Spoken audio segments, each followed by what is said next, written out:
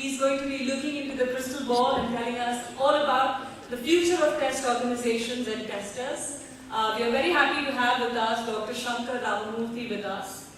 Dr. Shankar is currently working as Quality Business Partner for Amdocs Testing. He is a TQM, Total Quality Management Professional, and has spent 25 plus years improving software quality engineering efficiency. Shankar has a vast experience across the gamut of testing landscape and has successfully carried out 6 rollouts of TPI, TMMI, test maturity frameworks. And he's also worked across organizations in leadership positions like Golden Source Corporation, UST Global, Rave Technologies, and Bharti Telesoft Intel. Dr. Shankar is a computer science engineer from MIT with a PhD in software quality engineering and an MTech from IIT Delhi.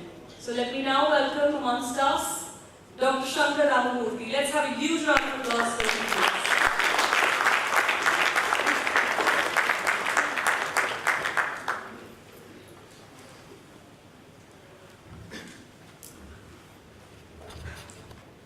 Good morning, everybody.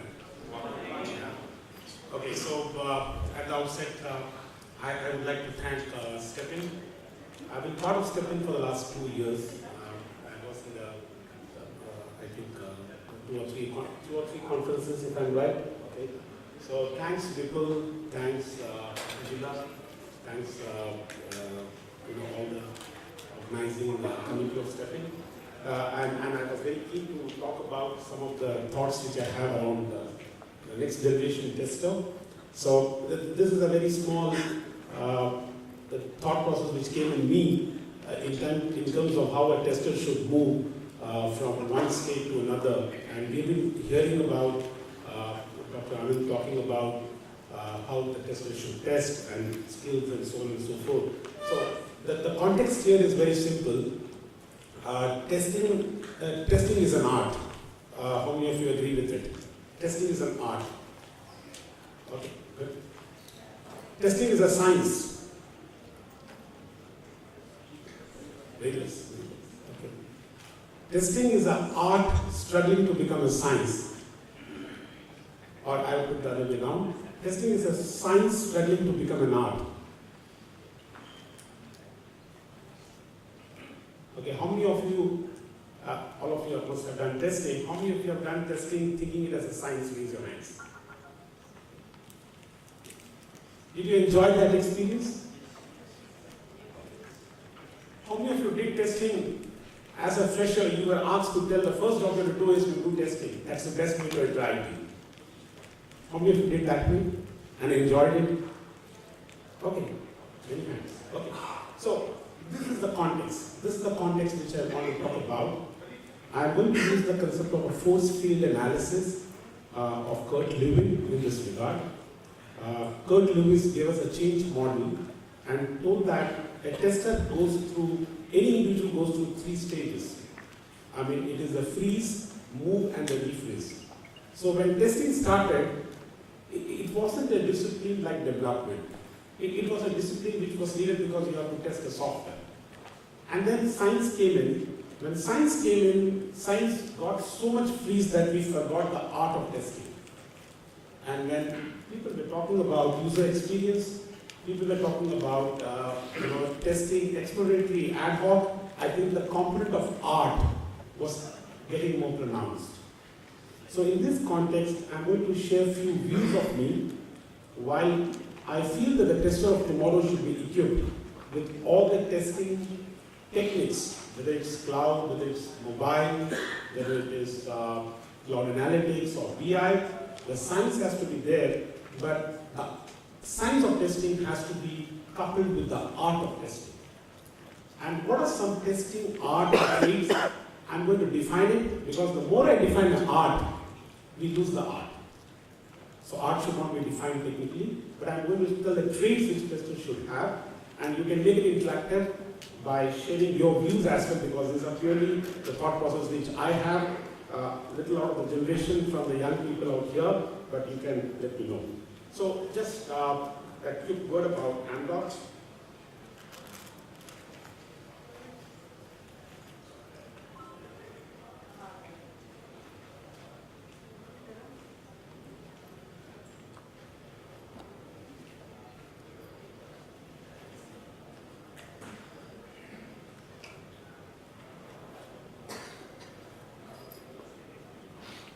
So I represent the company Amdocs. It's a leading customer experience solution, a $3.6 billion revenue company.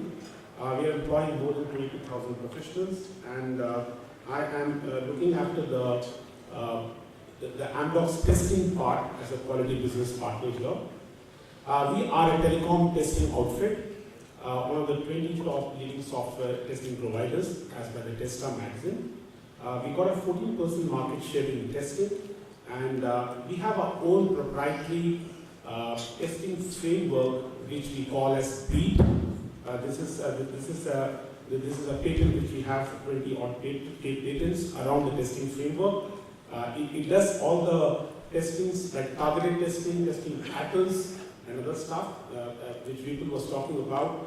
And the targeted testing, when I say it's going to do a risk-based testing using an engine, where only the most important risk-based components will be tested as a part of the smart testing initiative. And the testing offerings which we give are like any other testing companies in the area of telecom, and we are on cloud, on all the non-functional, functional, automation and specialized testing. That's a brief about the company which I represent. Now coming back to the topic which I'm going to talk today, the Kurt level 3-step process of change says that you need to unfreeze first. That means you have to remove all the old mindsets, the cobwebs which you have, the thought process which you feel is refraining you to do something, that means bring the art out of you. I call it as refraining forces. There are driving forces which tells that you have to change. When I say you have to change, means you have to learn new technologies in testing, you have to learn new tools, you have to learn new skill sets technically, so you change. But when you refreeze back, you don't have to change completely. You have to also retain the old amount of artistic components which you had in testing.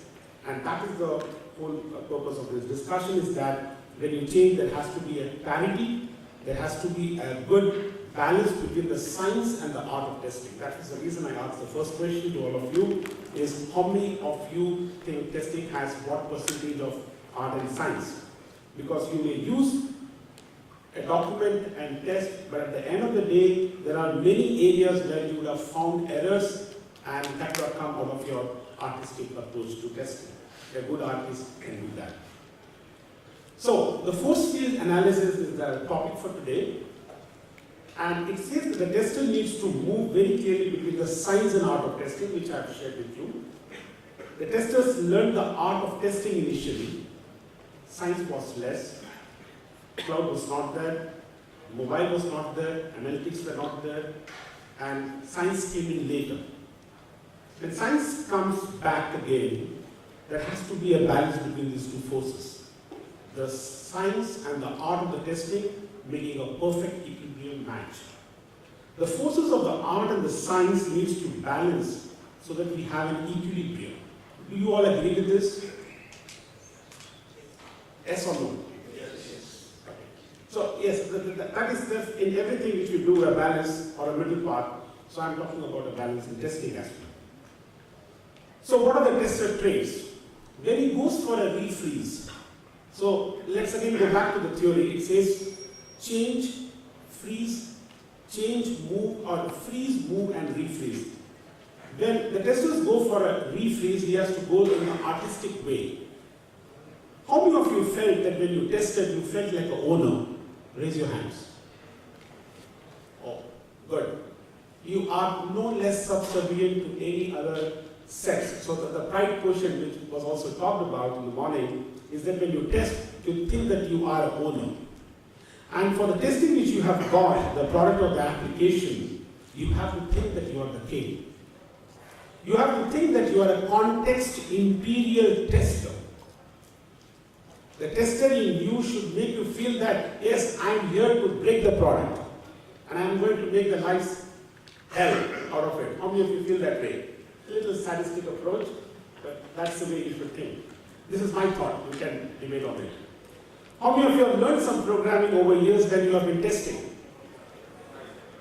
Great. Some scripting, some testing, some pseudo development. You have started becoming an asset to the developer. You are no less as a second stage or being pushed over the wall of the Chinese wall which we have been talking. You have learned programming. You have learned some scripting. You have become a pseudo developer over a period of time. You have become an asset to a developer. This is the second important trait. The third one is, how many of you ask questions and you are in a state of unrest when you test? Are you happy when you test? Yes or no? Okay. And when you deliver the package, are you happy or unhappy? The go, no go. The day the TD arrives, you have a go or a no go. Are you happy or unhappy? What should you be? Any guess? Anyone? Happy? Anyway, you're laughing. I think you're all happy. Okay. Yes, you have to be unhappy because the moment you are happy, the end has come because there's always a scope to test. You know that. You always have to learn. The learning in you, as we talked about with the advances in technology, the learning in you should be alive, kicking, organic. You should keep abreast of what's happening in the testing landscape. Testing techniques, testing tools, testing types, everything is going for a test. And we were talking about in the morning when Dr. Anand was talking about it, you will never know that you may become redundant, you may become an endangered species very soon, even in testing, if you are not able to learn. So the science has to be alive. The testing process over a period of time, I have seen doing business for the last 25 odd years, is that testing has become more like a storytelling. I call it as a business kinesia. What do I mean by a storytelling? I'm going to convert the whole testing work to success stories. How many of you have felt that instead of, apart from writing test cases, you can also write success cases? You understand what success cases? Or a case study on success. How many of you have felt that when you author a test case with a lot of your astute craftsmanship, you have got some sort of a storytelling to your customer that this is the way I test, this is the way I saw my requirements, this is the way I saw my functional spec, this is the way I wrote my HLDs or design, this is the way I wrote my test cases. So the very art of storytelling has to be within us. Do you agree with this? The storytelling has become anyway a very important aspect in doing IT business. Why not testers adopt and embrace this skill? This is a thought. I'm just giving thought from a reflection. These are not guidelines. Okay? The tester should always be hungry for defects. Have you been hungry for defects? How many of you? Good. You are hungry, you are curious, very good, but don't be happy on the day of go, no go. It's something like the money going out of your wallet. You have to be unhappy because the best is yet to come, and that should be the motto when you test. And this is what I thought is the art. You don't have guidelines and books and processes for this. I've seen testers over a period of time that they have great technical knowledge, but when it comes to test case authoring, they are not able to communicate properly. Their verbal skills and written skills are not good. I'm not generalizing it, this has been just an understanding. And when they write test cases, they are not economical. So the test case economics has to seed in us.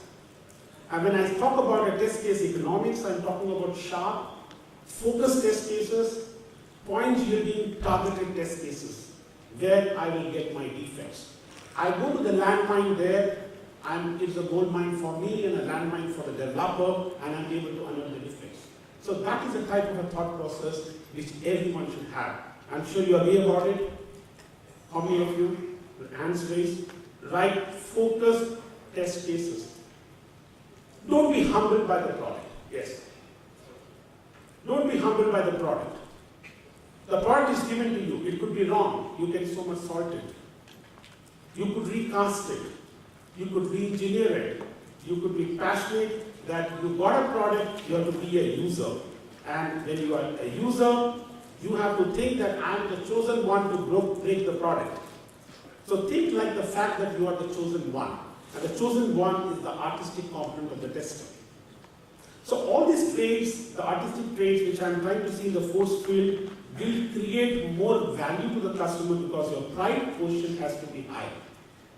How many of you have a sense of pride when you test that you are more, first of all, I'm not creating a caste system here between developer and tester, but it is prevalent, though it is not pronounced. So I want to clear that whole thought process, that do you take a sense of pride when you write a test case and when you find a defect? How many of you say yes? Yes. Less. How many of you say yes? Louder. Yes. Good. That is a sense of pride. That's a sense of pride. Be on it, stay on it. Go social. Yes. The world has moved towards SMAC, social. Here webinars, here contests, we're doing that, attending workshops, participating, is fine. Another aspect of a tester I found is they don't learn from mistakes. When I talk about mistakes, we use errors. You wrote a test case, you got a defect, your defect was cancelled by the developer. What was your reaction? Anyone? I'm sorry, I'm going to ask the last gentleman. Yes. Your defect got cancelled. What was your first reaction? Your name, please? Vipin. Nitin, yes, please. It's Vipin. Vipin, sorry. Am I loud and clear?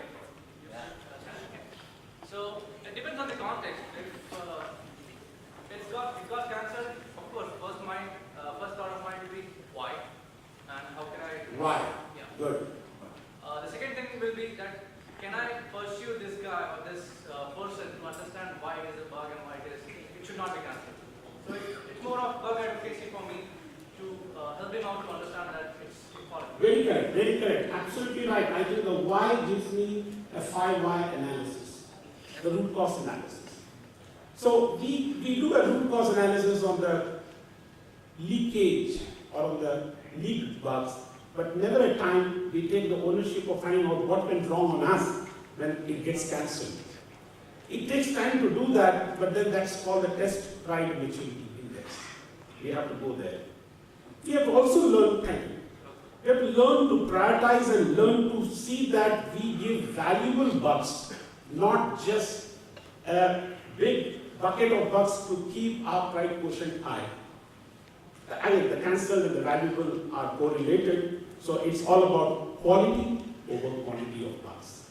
And that is the most important trait which all of us as a tester should have at any levels which we perform our job. No, at least some programming. The myth is that testing can be stopped with people with no programming is a wrong myth. If that is the myth and we create a test factory, I'm sorry, people who are here, we are testing software and some programming will always help. That's what is the second component of it. The application knowledge of a tester has to be there, because if the tester doesn't have an application knowledge, as we talked about in the morning, the user experience and other stuff, and he's not able to know the cockpit errors users are able to make. So empathize and sympathize the user who is going to use your software. And that's the way, ladies and gentlemen, the tester has to know the application. And that's very important. Intelligence. I'm not saying testers are not intelligent, but I'm trying to bring the point that raw intelligence. Intelligence which is pushed by art and not by science. Smart people. A Generation Y user, Generation Y or Generation X user using a Generation Y tester, or the millennials who are testing should understand the generation before, so that you make good mobile phones even for your grandmoms and granddads. Okay, so I think the intelligence has to be more raw, and that's the message I want to share in this forum. We have to be hypersensitive to little things in life. Good testers notice the minutest of the minute things which even your SRS and your test cases will not be able to fathom or decipher or decode. They are going to see the symptoms in the product and not the bugs. So it has to be symptomatic. When you test, you should see the symptom, and that's what is my small little advice when we do testing. How many of you are tolerant? This is a very hot topic today. Tolerance and intolerance. Don't put me outside this when I'm in the headlines.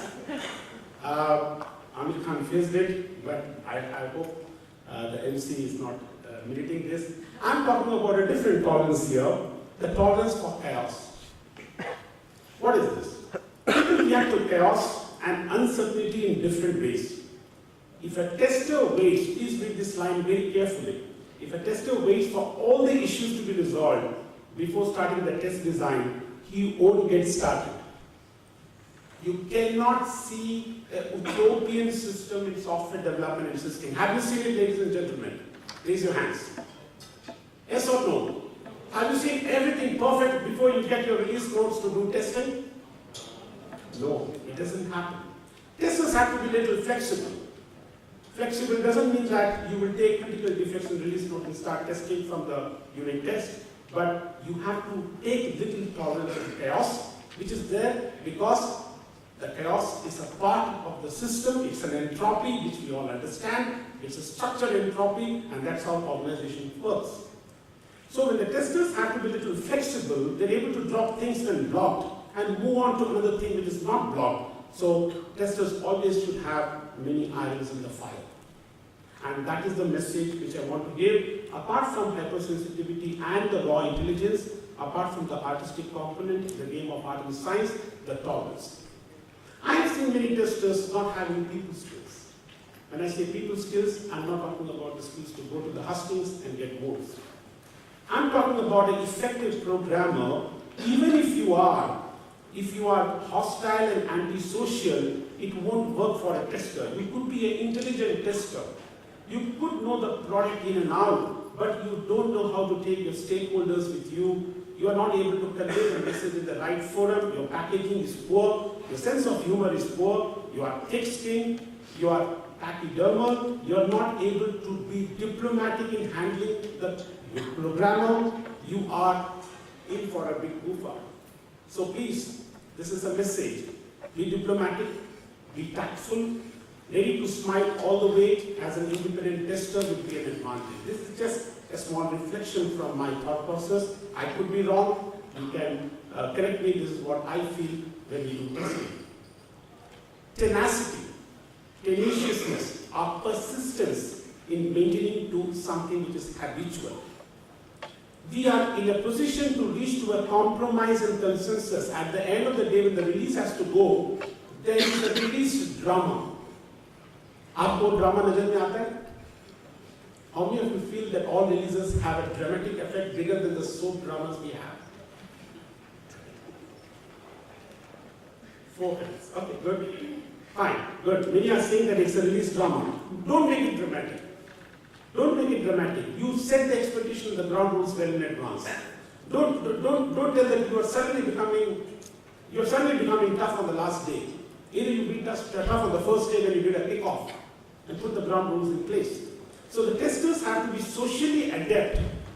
This is a very key word. Socially adept, tenacious, and they have to be skillful so that the programmer never realizes that they have had this. You should never show the programmer or the developer that you are tough. You should put it in a subtle way. It's difficult for young people who are here, but I think this is the trait which we need to embrace over a period of time. We have to be organized, that's good. Testers don't believe in process. We will have to use some processes, and we can't trust to memory everything. That doesn't mean that we have to be hostile to the whole development community when we test. Only we have to make sure that we do and give bugs, and we give it with a smile. Give the bugs with a smile and help them to tell that what happened. I think people will understand that we give a good, sufficient inputs. At the end of the day, if they need love, when I say they, I'm talking about the stakeholders who use your testing output or your package. They don't expect to get in on the job. They can't be looking for interactions between them and programmers. Remember, testing is an ego gratification activity or a nurturing activity.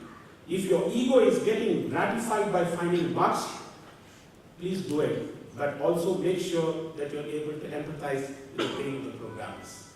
And that's equally important. Otherwise, you might find yourself endangered and it might engender bias. Okay? So, cunningness. Are you cunning? I don't know. How do you define that?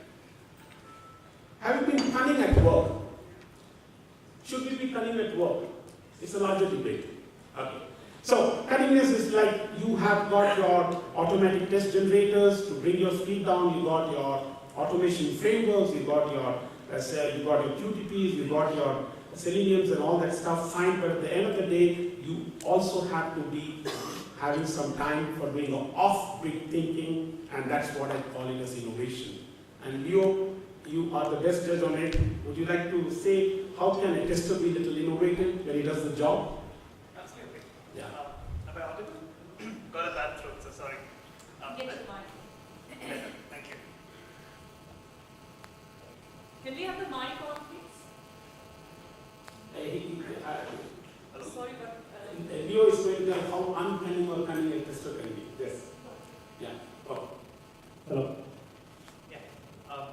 So thank you, Shankar. I think it's very interesting, and when Shankar started, one of the most prime elements, and I've been to many press conferences, and I see this thought echoing each and every time. We keep dividing these classes, and we keep calling testers as second-rate citizens, which is sad because it's never the case. But it's sort of a mindset that we've built into ourselves. And as the first speaker said, there's so much to learn from startups. Now, I interact very closely with startups, and in the startup community, there's nothing called a pure play tester, a pure play developer, a pure play management person. You'd have the CEO of the company sitting and testing if it comes to that. You'd have the chief marketing officer of the company sitting and writing code if it comes to that. And that's really worth thinking, because this industry has been changing very rapidly.